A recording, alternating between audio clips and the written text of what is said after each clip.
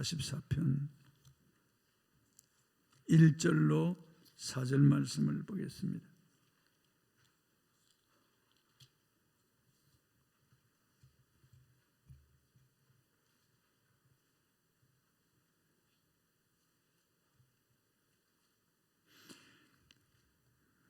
그리고 12절부터 마지막 절까지 또 한번 읽어보겠습니다. 144편 1절로 4절 제가 먼저 읽겠습니다. 나의 반석이신 여호와를 찬송하리로다. 그가 내 손을 가르쳐 싸우게 하시며 손가락을 가르쳐 전쟁하게 하시는도다. 여호와는 나의 사랑이시요 나의 요새이시요 나의 산성이시요 나를 건지시는 이시요 나의 방패이시니 내가 그에게 피하였고 그가 내 백성을 내게 복종하게 하셨나이다. 여호와여, 사람이 무엇이기에 주께서 그를 알아주시며 인생이 무엇이기에 그를 생각하시나이까. 사람은 헛것 같고 그의 날은 지나가는 그림자 같으니이다. 아멘. 12절부터 마지막 절까지 제가 읽겠습니다.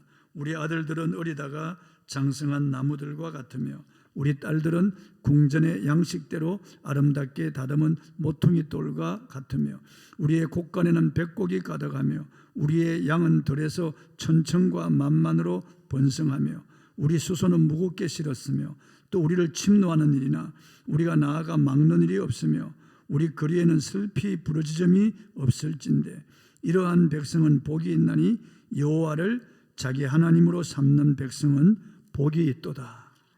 아멘. 하나님을 의지하는 백성은 복이 있다. 이런 제목으로 오늘 말씀을 선포하겠습니다. 이번에 몰아닥친 폭우로 50여 명이 죽고 또 실종한 이런 안타까운 일이 벌어졌습니다. 참으로 참 슬픈 소식이고 안타까운 소식입니다. 참 우리 인생은 연약합니다. 한 치 앞을 알 수가 없으니까요. 우리가 한 치 앞을 알았다면 그 오송 제2지하차도로 들어갔겠습니까? 그렇게 하천이 범람해서 그렇게 지하도가 물이 찰 줄 알았겠습니까? 경찰도 모르고 공무원들도 제대로 몰랐죠. 그 물론 인재죠. 잘못한 부분이 있습니다. 그러나 거기에 돌아가신 13분 참 안타까운 일입니다. 한순간에 그렇게 물이 불어나서 참 유명을 달리하는 겁니다. 경북 예천에서도 산사태로 많은 사람이 또 매몰되어서 죽고 또 실종되고 그랬습니다. 또 구하러 갔던 해병대 그 해병이 또 물살에 휩쓸려 가서 또 죽고 뭐 이런 일들이 많이 일어납니다. 인생 자체가 너무나 힘든 겁니다. 여름에는 더워서 힘들고 폭우 때문에 힘들고 또 태풍이 불어오면 또 힘들고 홍수가 나서 어렵고 겨울에는 눈이 많이 와서 그냥 무너져 내리기도 하고 하여튼 인생에 편안할 날이 별로 없습니다. 코로나로 인해서 3년 동안 이 팬데믹으로 얼마나 다 사람과 사람 만남이 단절되고 교통이 단절되고 외국으로 나갈 수도 없고 이 참 힘들고 어려운 다 마스크 쓰고 다녀야 되고 병원에도 갈 수도 없고 이런 일들이 일어나고 학교에도 갈 수도 없고 교회도 뭐 한 20명만 모여가지고 스태프들이 영상으로 예배드리고 이런 일들이 계속 일어나고 이런 일들이 일어나려고는 상상할 수 없는데 이런 일들이 일어나는 겁니다. 우리 인생은 전쟁이라고 하는 말이 사실입니다. 내 안에서도 전쟁이 일어나고 있는 거죠. 이게 병균이 세균이 들어오면요, 바이러스가 들어오거나 박테리아가 들어오면은 백혈구가 싸우는 겁니다. 싸우다가 백혈구가 힘이 미쳐서 지면은요, 크게 열나고 쓰러지는 겁니다. 염증이 생기고 고름이 일어나고 그렇게 되는 겁니다. 우리 면역력이 강해가지고 당연히 백혈구가 세균을 잡아먹고 나면은 건강을 유지하죠. 이런 바이러스나 이런 박테리아나 그리고 기타 여러 가지 균들이 들어와도 이기는 거죠. 대장균, 뭐 이런 살모넬라균 이런 균도 우리 안에 면역력이 강하면은 그걸 잡아먹고 우리가 오히려 건강을 유지할 수 있는 거죠. 그러나 면역력이 떨어지면은 여지없이 쓰러지는 겁니다. 살모넬라균 무서운 겁니다. 제가 그 식중독으로 한번 죽을 뻔했습니다. 거의 초죽음 상태까지 내려갔습니다. 정말 무서운 일이에요. 그리고 우리 몸에 전쟁이 일어나는 겁니다. 끊임없이 세균과 백혈구의 전쟁이 끊임없이 일어나고 있어요. 지금도 일어나고 있는 거예요. 우리 안에는요. 또 계속해서 염증뿐만 아니라 또 다른 세포들이 그냥 변이 세포가 생기는 겁니다. 그러면 그 암을 퇴치하기 위해서 또 싸우는 거예요. 이기면은 암이 생기지 않지만은 지면 그게 암으로 발전하는 거죠. 이런 일들이 일어나는 겁니다. 끊임없이 폐에도 염증이 생기기도 하고 위에도 마찬가지고 위에 염증이 생기기도 하고 대장, 소장, 직장 어느 한 곳 안심할 수가 없는 것입니다. 온몸에 전쟁이 계속 일어나고 있는 거예요. 나도 알지 못하는 가운데 끊임없는 전쟁이 우리 안에 일어나고 있는 겁니다. 이 정신적인 이런 전쟁도 참 계속해서 일어나는 겁니다. 이 노이로제, 이 스트레스에 이제 눌려가지고 정신이 굉장히 피곤하고 억압당하고 그러면 우울해지는 겁니다. 마음이 우울해지고 그러면은 만사가 귀찮아지는 거죠. 의욕을 잃어버리는 겁니다. 직장 생활에도 의욕을 잃어버리고 사업에도 의욕을 잃어버리는 겁니다. 그냥 살기가 싫고 힘든 거예요. 이 정신적으로 실패한 겁니다. 그 전쟁에 패배한 거죠. 이런 일들이 끊임없이 육체에 공격하고 정신적으로 공격하는 거죠. 그리고 영적인 공격은 더 무서운 겁니다. 죄를 짓게 하는 거죠. 마귀가 계속 유혹하고 그리고 우리에게 시리에 잠기도록 계속 공갈 협박하는 거죠. 참소하는 놈이 마귀거든요. 내가 무슨 집사냐 권사냐? 야, 너가 너 영적인 행위를 봐. 하나님께 너가 받아들인 바 되겠어? 너가 이렇게 해서 기도 응답 되겠어? 야, 너는 안 돼. 이미 하나님께 찍혔어. 너는 아무리 노력해도 그 자리에서 너 형편없어. 사람들도 너를 싫어할 거야. 계속 마귀가 공격하는 거, 참소하는 거죠. 그리고 영적으로 계속해서 우리는 마귀와의 이런 전쟁이 있는 겁니다.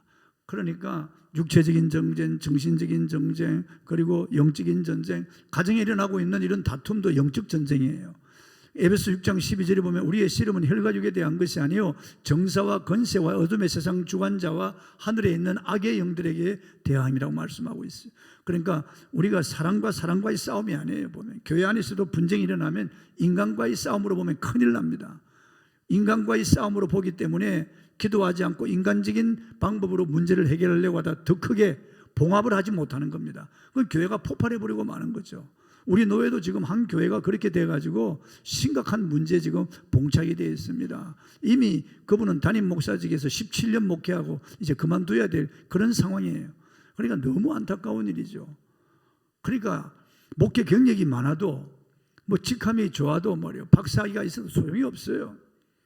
영적 전쟁에서 패배하면은요 여지 없습니다. 마귀는 그걸 노리는 거예요. 계속해서 우리를 유혹하기도 하고 공격하기도 하는 겁니다. 계속해서 많은 전쟁 가운데 가장 심각한 전쟁이 영적 전쟁이에요. 영적 전쟁. 그래서 가정에서도 영적 전쟁에 패하면 가정이 파탄나는 거예요. 자식들이 영적 전쟁에 패하면 자식들이 파탄나는 거예요. 우리의 삶 속에 영적 전쟁에서 패배하면 교회들이 여지없이 무너지는 겁니다. 하나님 나라가 설 수가 없어요. 본문 1절을 한번 읽어보겠습니다. 나의 반석이신 여호와를 찬송하리로다. 그가 내 손을 가르쳐 싸우게 하시며 손가락을 가르쳐 전쟁하게 하시는도다.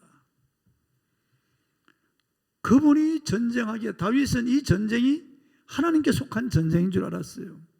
이게 영적 전쟁이라는 거 알았습니다. 블레셋과의 전쟁이 아니라 사실은 하나님 나라의 전쟁이라고 하는 것을 알았습니다.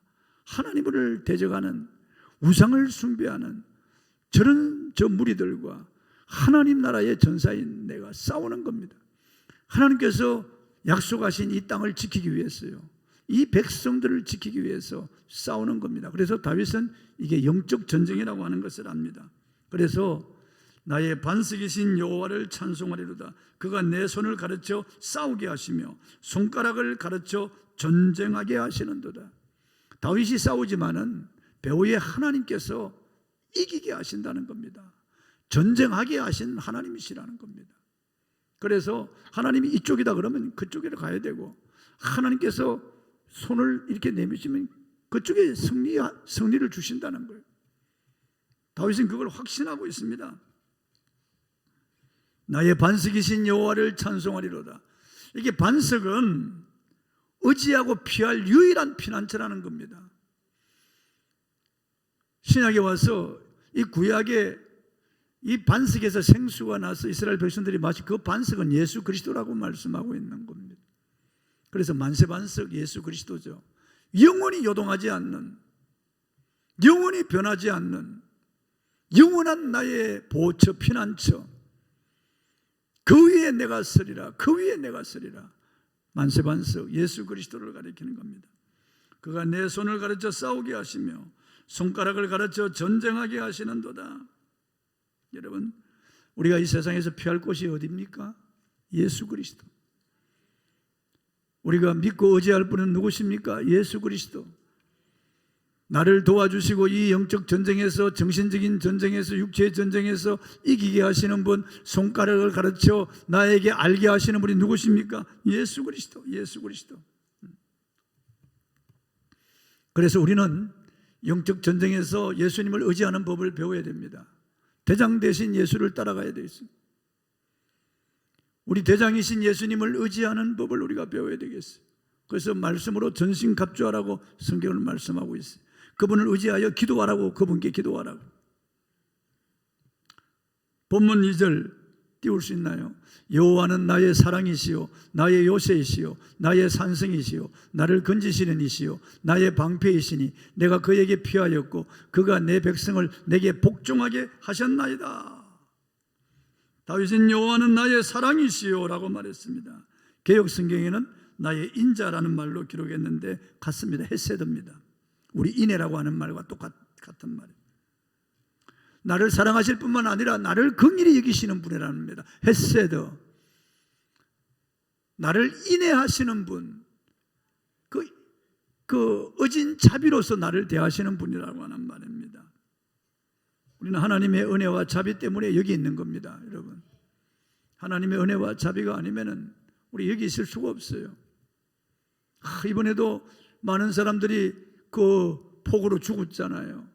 저는 그 사람의 그 죽음들, 죽으면 다 똑같잖아요. 누구든지. 이태원에서 그냥 압사해서 죽든지, 물속에서 그냥 죽든지, 아니면 그냥 매몰돼 죽든지, 죽으면 다 똑같은 죽음이잖아요. 병원에서 그냥 병으로 갑자기 죽든지, 다 죽으면 똑같은 죽음이에요. 문제는 그 사람이 예수를 믿고 죽었느냐, 예수를 믿지 않고 죽었느냐. 이것이 가장 중요한 관심사단 말이에요. 예수를 믿고 죽었느냐 말이에요. 이번에 그 최상병도 제가 보니까 예수를 안 믿는 것 같더라고요. 너무나 안타까운 마음이라. 예수를 안 믿고 죽었다면 지옥으로 떨어지는데, 국립묘지에 현충원에 묻힐지라도 지옥으로 떨어지는데 말이에요. 너무나 안타까운 죽음이에요. 그냥 어떻든 예수를 믿지 않고 죽는 죽음은 너무나 비참한, 바로 지옥으로 떨어지는 겁니다. 그런데 저와 여러분은 정말 웬 은혜입니까? 웬 사랑입니까? 생각하면 생각할수록 너무너무 감사하고, 정말 하나님을 찬양하지 않을 수 없는 것은 나 같은 죄인을 살리시고 주 예수를 믿게 하시고 나에게 영생 천국을 주셨으니 얼마나 감사합니까? 오늘 밤 불러도 천국 가니까 너무너무 감사한 거죠. 너무너무 감사한 거죠. 하나님의 자비 때문에 우리가 이 자리에 있는 것입니다. 삶의 현장 속에서 우리 하나님의 그 인자하심 때문에 우리를 이끌어 가시는 거예요. 지금까지 지내온 것 주의 크신 은혜라. 한이 없는 주의 사랑 어찌 이루 말하랴. 자나깨나 주의 손이 항상 살펴주시고 모든 일을 주 안에서 형통하게 하시네. 여러분, 지나온 날들 돌아보십시오. 그 어느 것 하나 주님의 손길 안 미친 곳이 전혀 없습니다. 그분이 인자하신 손길로 나를 이끌어 여기까지 오게 한 거예요. 우리가 위생상 조심해서 병 안 걸리고 여기 있는 게 아니에요. 그래요. 내가 눈이 밝고 운전 잘해서 내가 여기 있는 게 아니에요. 아무리 방어 운전하고 아무리 운전을 잘해도 앞에서 들이받으면 가는 거예요. 어쩔 수가 없는 거예요. 그건요. 오늘 여기 있는 것은, 오늘 저와 여러분이 여기 있는 것은 하나님의 은혜이십니다. 은혜로 여기까지 온 거예요. 얼마나 하나님의 은혜가 감사한지. 그래서 다윗은 시편 18편 2절에서도 여호와는 나의 반석이시요 나의 요새이시요 나를 건지시는 자이시요 나의 하나님이시요 나의 피할 바이시요 나의 방패시요 나의 구원의 뿌리시요 나의 산성이시로다, 이렇게 고백한 겁니다. 성도는 환난 때 하나님께 피하고 만세반석이신 그분 안에 들어가는 것이 얼마나 큰 복인지 모릅니다. 에드워드 모터라고 하는 사람, 제가 금요 기도회 때도 말씀을 드렸습니다. 그는 런던에서 이게 나무로 캐비넷 만드는 목공이었습니다. 늘 불평하고 원망하고 그랬습니다. 마음에는 불만이 가득하고 입에는 불평이 있었습니다. 그래서 술 마시면은 고성방가하고 지나다니고 그랬는데, 어느 날 찬송 소리 끌려서 예배당에 들어갔는데 거기 앉아서 예배 드리는데 담임 목사님이 요한복음 3장 16절 17절 말씀으로 말씀을 전하는데 거듭남에 대한 말씀이었습니다. 이 말씀을 들으면서 이 사람이 거듭난 거예요. 너무너무 엄청난 그런 은혜가 임한 겁니다. 거듭난 거예요, 이 사람이요. 그래서 인격이 변하고 인생관, 가치관, 세계관이 다 바뀐 거예요. 나와서 보니까 모든 것이 다 변화가 된 거예요. 나무잎이 춤을 추는 것 같고, 꽃이 웃는 것 같고, 그냥 햇살이 천상의 광명 같고, 그리고 돌들이 막 그냥 튀어오르는 것 같고, 자기를 반기는 것 같고요. 스쳐가는 바람이 하나님의 따뜻한 손길같이 느껴지면서 모든 것, 변한 것이 없는데도 변한 거예요. 그의 심령이 거듭나니까, 그가 중생에서 하나님의 자녀, 은혜가 그 안에 들어오니까 다 변화가 된 거예요. 그 사람이 일기에 썼어요. 내 망치는 춤을 춘다. 전에는 늘 욕하면서 불평하면서 이랬거든요. 내 망치는 춤을 춘다. 내 속에 생수의 강이 흐르고 내 눈에 생기가 돈다. 완전히 달라진 거죠. 이 사람이 나중에 목사가 되어서 찬송을 지었는데, 우리 찬송이 있습니다. 이 몸의 소망 무언가 우리 주 예수뿐일세. 우리 주 예수 밖에는 믿을 리 아주 없도다. 굳건한 반석이시니 그 위에 내가 서리라. 그 위에 내가 서리라. 굳건한 반석이시니 그 위에 내가 서리라. 세상 다 무너지잖아요. 이 세상 모든 것 다 떠나가잖아요. 저와 여러분, 가족도 다 떠나가고, 돈도 떠나가고, 건강도 떠나가고, 세상 모든 것 다 떠날 날이 옵니다. 그때 우리가 어디에 있습니까? 반석 위에 서는 거예요, 여러분. 만세반석, 그 위에 내가 서리라. 그 위에 내가 서리라. 반석 위에 서는 겁니다. 죽음이 올 때 우리를 안전하게 보장할 분 예수밖에 없습니다, 여러분. 예수밖에 없는 거예요. 다를 리가 없습니다. 오늘도 우리 손중숙 권사님 그 오빠가 간암으로 크게 지금 그 선고를 받고 있다는 말을 듣고 제가 전화를 했더라고요. 그래서 핸드폰으로 아까 일부 예배 드리고 제가 전화를 해줬습니다. 복음을 전하고 예수 그리스도를 영접해라. 그래서 영접 기도를 따라 하도록 하고, 이제 예수님이 당신 안에 있다. 그리고 제가 간절히 기도해 주었습니다. 따라하고 고백하고, 진심으로 고백하면은, 진심으로 예수님을 구주로 영접하면 구원받습니다, 여러분. 영생을 얻습니다. 다윗은 또 자기 백성을 자기에게 복종케 하시는 분이 하나님이라고 하는 겁니다. 다시 2절을 한번 읽어볼까요? 2절을 띄울 수 있나요? 여호와는 나의 사랑이시요 나의 요새시요 나의 산성이시요 나를 건지시는 이시요 나의 방패이시니 내가 그에게 피하였고 그가 내 백성을 내게 복종하게 하셨나이다. 그 많은 백성들 어떻게 복종시킵니까, 여러분? 저 김정은이처럼 저렇게 속이고 눈을 가리고, 그러니까 마음을 가려가지고 저렇게 완전히 거짓으로 속임수로 저렇게 이 백성들을 개 돼지 취급을 하고 짐승보다 못한 삶을 살도록 저렇게 만드는 거예요. 지금 완전히 인간 이하로 학대하면서 저렇게 부리는 거죠. 백냥만 특별시고 떠나면 너무너무 비참한 거예요, 여러분. 탈북민들이 하는 유튜브들이 있습니다. 몇 개가 있는데 거기 들어가서 보면요, 정말 북한의 실상이 얼마나 비참한지요. 그들이 한국에 와가지고, 이런 한국에 와가지고 이거 인천공항에서 내리면서 막 눈이 희둥그레지는 겁니다. 공항에 그거 막 빛나는 돌들, 대리석들, 그리고 화장실에 들어가서 막 어쩔 줄을 모르는 거죠.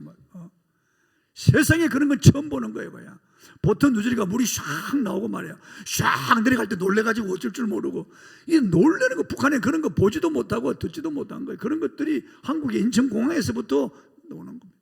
그리고 국정원에 들어가서 조사받고 하나원에 들어가서 이제 훈련 받으면서 거기서 나오는 음식들 이런 거 보면서 막 사람들이 다 기절하려는 거예요. 세상에 지금까지 쏘가 살아왔고 완전히 거지 같은 삶을 살아왔고 짐승 같은 삶을 살아왔다는 겁니다. 자기 가족들, 친척들 다 굶어 죽고 하는 걸 보면서 정말 비참한 거예요. 이 김정은이는 속여서 통치하잖아요. 억압 통치잖아요. 강압 통치. 그리고 5 담당자를 가지고 5가구에 한 사람씩 스파이 넣어가지고 다 서로 감시하도록 하고, 그렇게 어릴 때부터 철저하게 세뇌 교육을 시켜서 이렇게 통제하잖아요. 다윗은 그렇게 하질 않아요.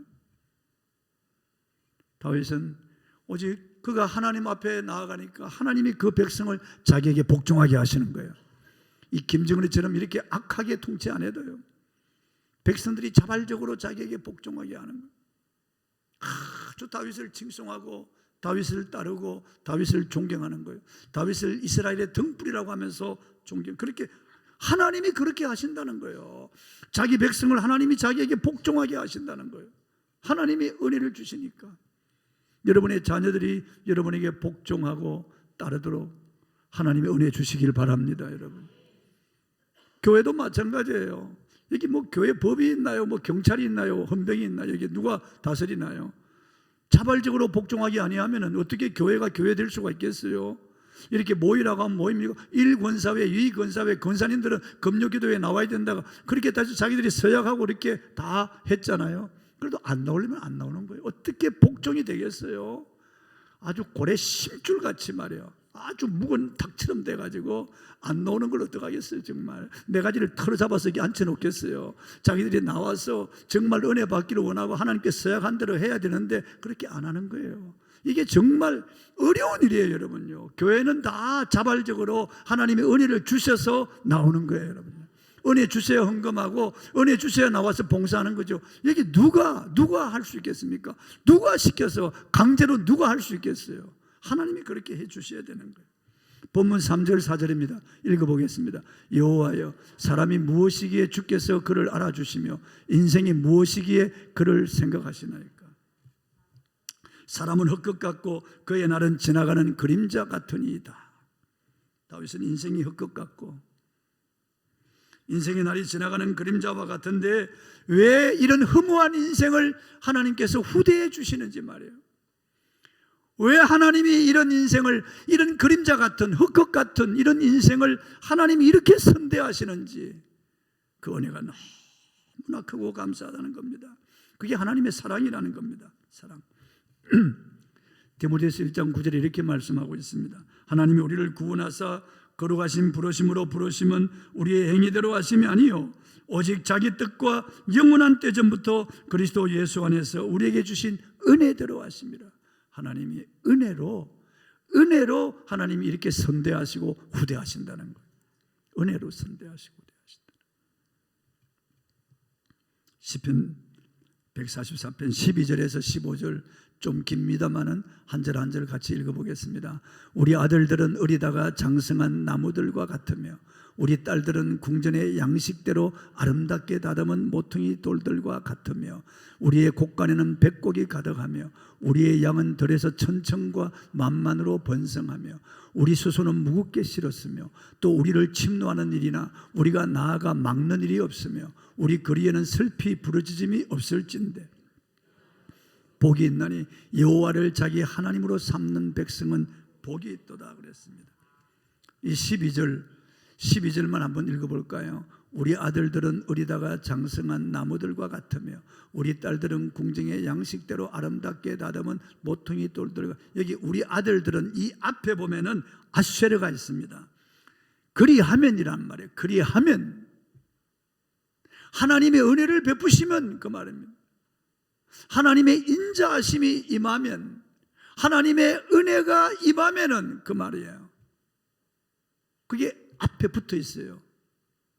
아쉐르가 앞에 붙어 있다고요. 그리하면 우리 아들들은 어리다가 장성한 나무들과 같으며. 모든 백성들이 다 이렇게 되는 게 아니에요. 하나님의 은혜가 임하면, 하나님의 은총이 임하면 우리 아들들은 어리다가 장성한 나무들과 같다. 우리 딸들은 궁전의 양식대로 아름답게 다듬은 모퉁이 돌들과 같다.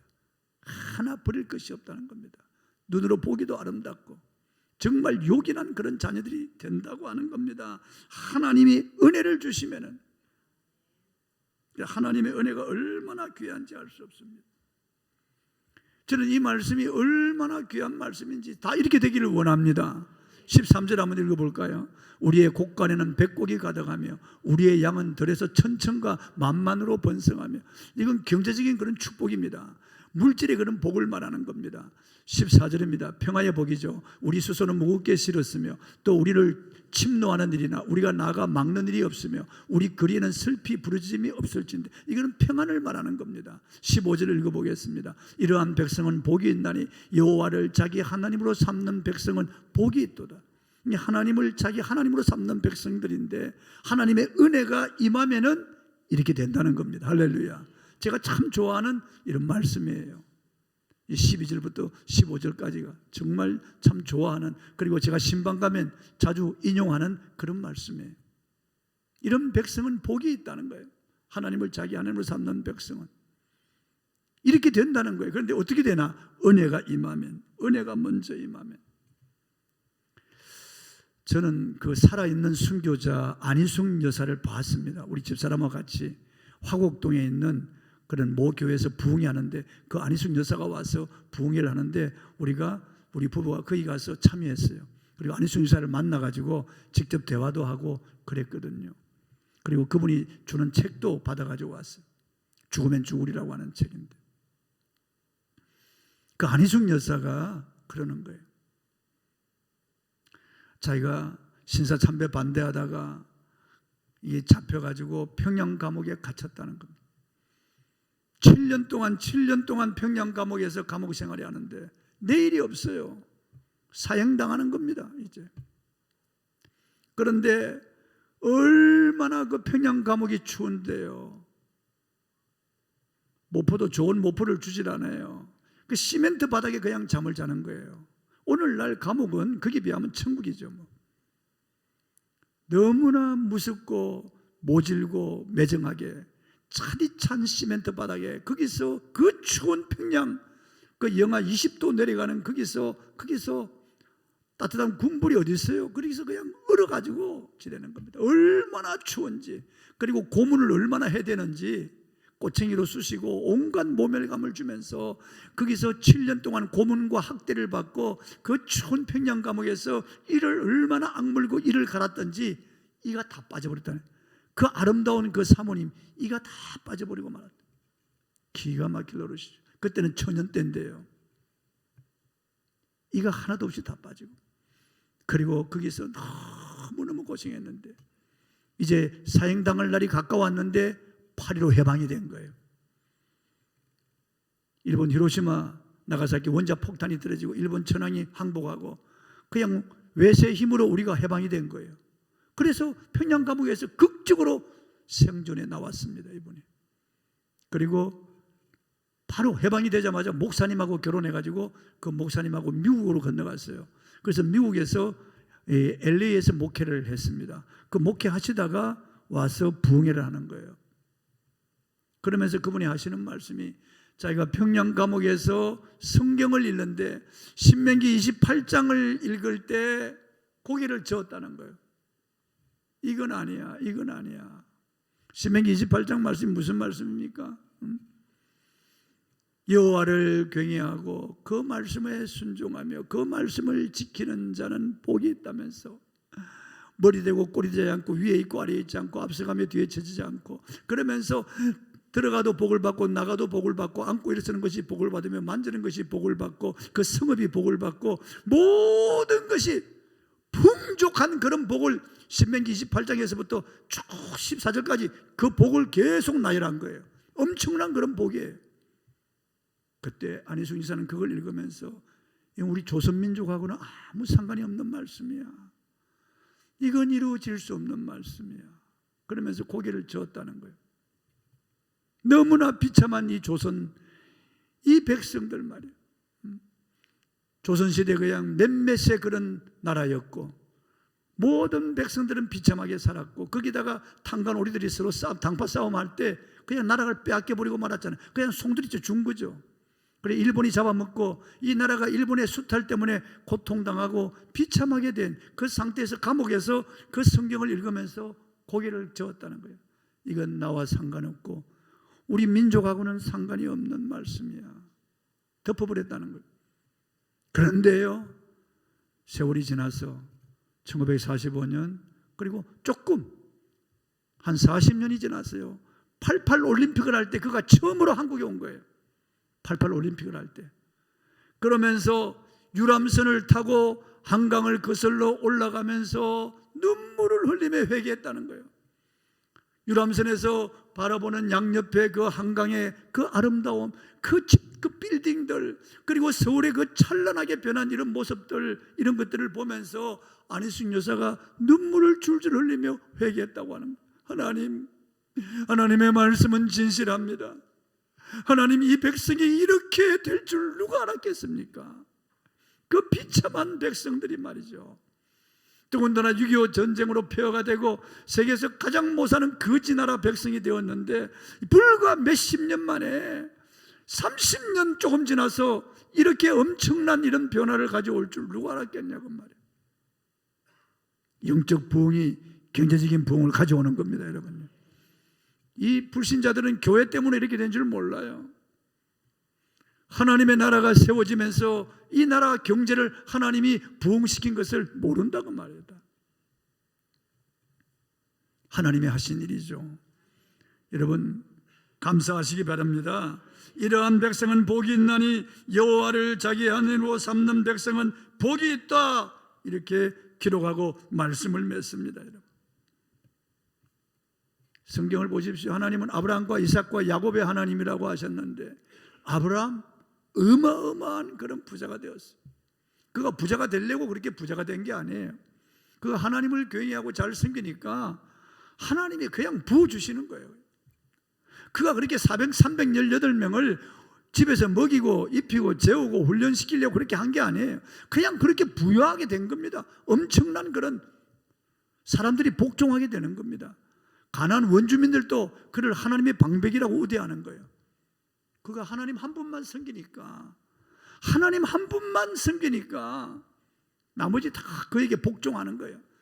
그가 족장이 되는 겁니다. 부족에 어마어마한 그런 역사가 일어나는 거예요. 이삭 보십시오.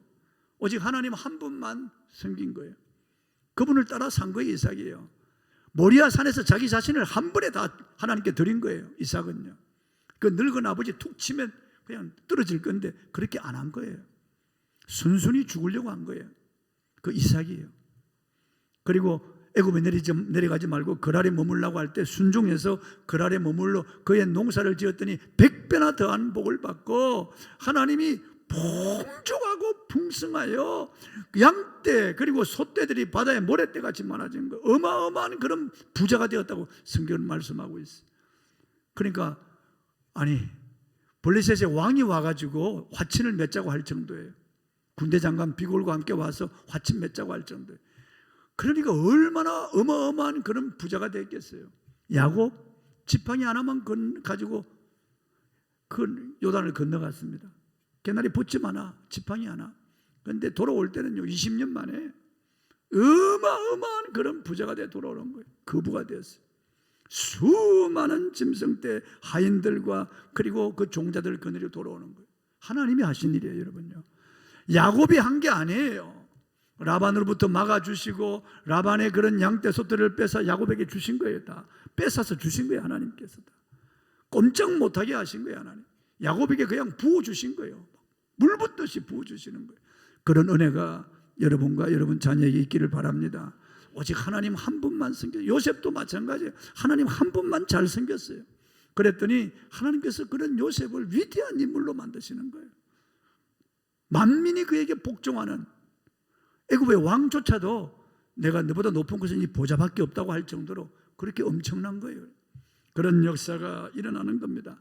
그러므로 여러분, 하나님을, 자기 하나님을 믿고 의지하는 저와 여러분이 되기를 바랍니다.